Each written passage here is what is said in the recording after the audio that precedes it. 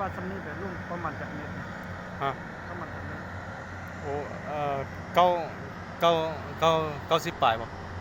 ซึ่งสอบร้อยดิ ฮะร้อยดินับตีนมาซ้ำเลย เบิ่งเจ้ายำบ่เนี่ยเนี่ยค่อยสิถ่ายรูปไปเลยโอ้